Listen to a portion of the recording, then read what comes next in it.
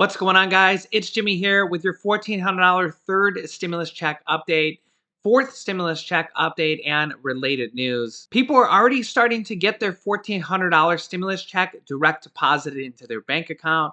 Stimulus checks, the actual paper checks, are going to be sent out soon. I'm going to give you new details on that, as well as there's multiple different buckets of money in the third stimulus check package that are still coming out. There's a lot more than just the $1,400 check in this next package, as well as more to come. We actually have a brand new bill just introduced for actual mortgage and rent forgiveness. This is different than mortgage and rent assistance. So yeah, we're literally seeing new stuff come out pretty much daily. Now that the third stimulus check package, the dust is just barely starting to settle. Some people are starting to get their stimulus checks, and they're already working on more upcoming stimulus items. Several things we're expected to see in the near future is a minimum wage increase. Republicans say they're willing to do $10. Democrats still want $15 an hour, although there's almost no way they're going to get $15 an hour because there's just not enough votes for it in the Senate. When they voted on it in the Senate, it only got 42 votes. So there's going to be some kind of compromise bill in there to raise the minimum wage. We're also expecting $10,000 minimum of student loan forgiveness. President Biden said he's willing to do at least $10,000, although Senate Majority Leader Chuck Schumer, Elizabeth Warren, and AOC, among other Democrats, are pushing for more than $10,000 in student loan forgiveness. There's a new provision in the third stimulus check bill that says that any student loans that are forgiven in the future, in the next 5 years, will actually be tax-free. Normally, when debt like that is forgiven in this way, you would have to pay taxes on it. It's kind of like income, basically. And they actually put a provision in the package that already passed that says that that will not be counted as income. So basically, they're setting the stage for student loan forgiveness. We're also expected to see a lot more kind of upcoming information about the $200 per month Social Security increase, 20% more for widows and widowers, 5% more for people that have been on Social Security for over 20 years, as well as a new cost of living index increase. And President Biden also wants a $15,000 home buyer credit. And we're already seeing the big push for stimulus checks in the next stimulus package that Nancy Pelosi actually says will be coming out this upcoming week, at least the details of it. And it's called an infrastructure package, and it's supposed to create millions of jobs. There will be multiple different stimulus things in that bill. The real question is what will be in the bill? When they actually finalize the bill, what will be the end result? Stimulus checks, these other provisions, unemployment provisions. It'll be interesting to see what will be done as standalone bills and what will be done through presidential executive orders. I'll be keeping you up to date on all these things. Don't forget to hit the like button, and let's jump right in. Medical experts and infectious disease experts are worried about the new variants that are literally creeping across the globe and are in the United States. For example, Italy has just headed into a new national lockdown as only 3% of Italy is vaccinated so far, and they are now doing a new national lockdown. So we're still seeing this type of thing happen across the world, as the variants are really kind of the key going forward to whether or not we're going to be able to eradicate this at all. A lot of medical experts think that you may actually have to get a vaccine every single year, similar to the flu shot that you might get every single year. And it might just be a different variation of your coronavirus shot when you go to get it, if that happens. A lot of people think it might happen. You know, the flu, if you get a flu shot, you get a flu shot every year, and it's a different variant in your flu shot based on that year's strain every single year. So let me know if you think that the coronavirus will become a yearly shot similar to the flu shot or not. In fact, 1/10 of Congress, the Senate and the House, has already had the virus itself. I know of at least one person who died from the virus from Congress. Yeah, in fact, the only official member to die after contracting the virus from Congress was Texas Republican House Representative Ron Wright, who was in a higher risk category after undergoing treatment for lung cancer. Letlows and Wright's widows are both running in special elections for seats their late husbands won. The other person mentioned there is Luke Letlow, who won the election in Louisiana's 5th district in November, but died from complications related to the virus 5 days before he was set to be sworn in.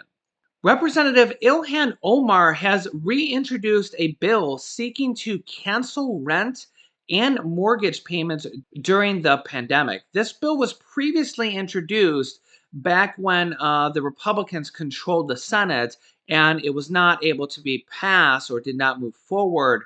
Now it's being reintroduced and could well be moved forward because, well, the Democrats control the House, the Senate, and the presidency now.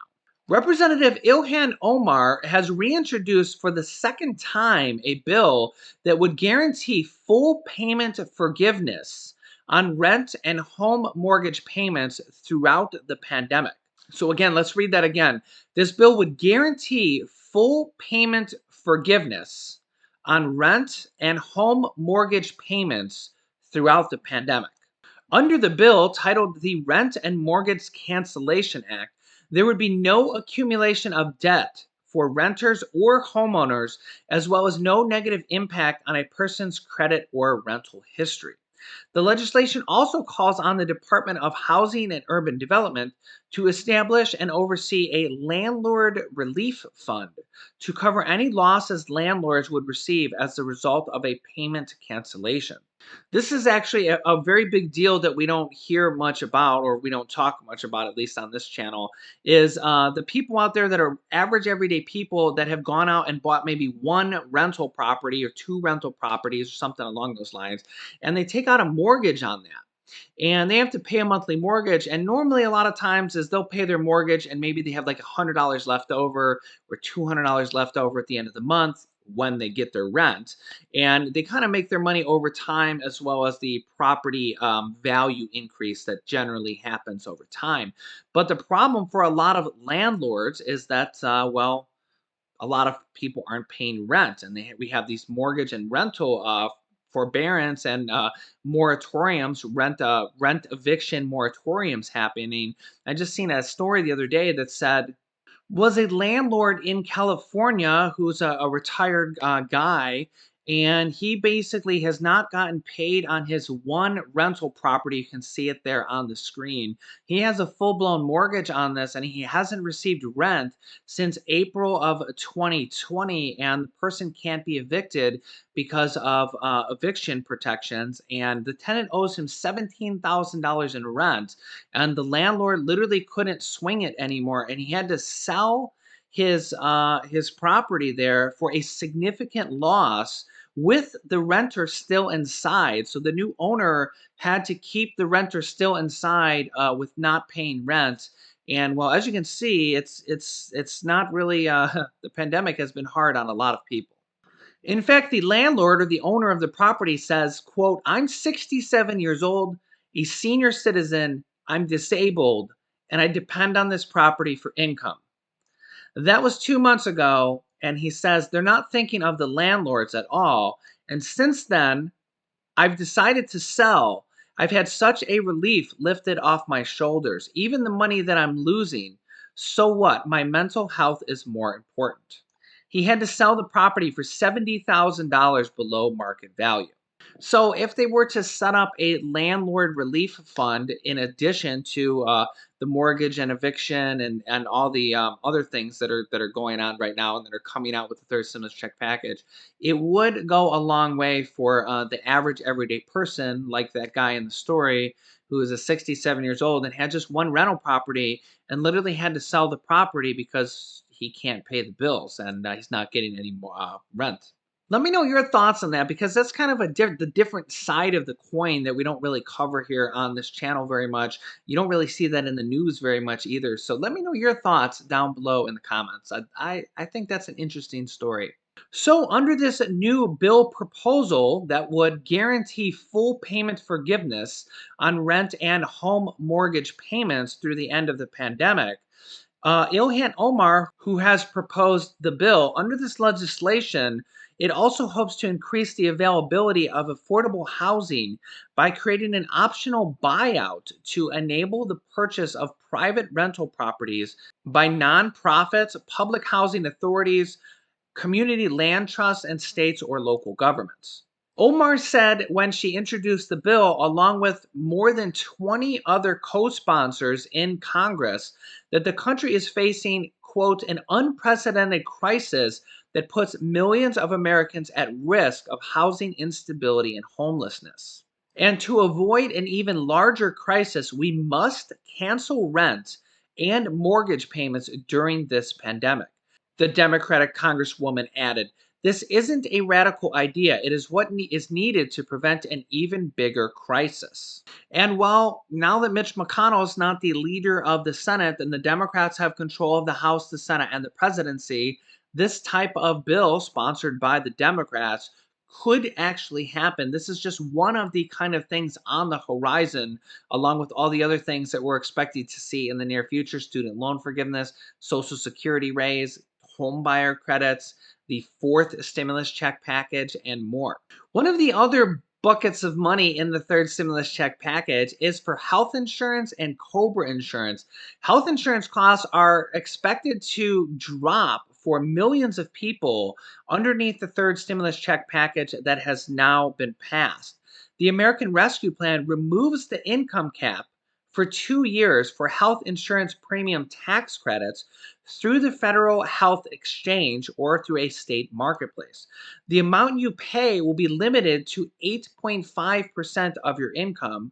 It used to be over 10%, as measured by the exchange. Anybody who receives too much in tax credit in 2020 won't even have to pay back the excess. Private health insurance through the nation's public exchanges is set to become more affordable, at least for a couple years. The $1.9 trillion stimulus package that has passed now includes provisions that will reduce the cost of health insurance amid the ongoing pandemic. Those changes include increasing premium subsidies, technically tax credits, that are available through the federal marketplace and state exchanges for 2021 and 2022, expanding who qualifies for financial help and forgiving amounts due by taxpayers who received too much in subsidies for 2020 and minimizing that issue for 2021. The majority of the 11.5 million people that are already enrolled in exchange based health plans receive premium tax credits. Those individuals or families would be able to recalculate their subsidy after the new rules take effect. Quote, they could go onto healthcare.gov website, update their account to get the higher tax credits going forward.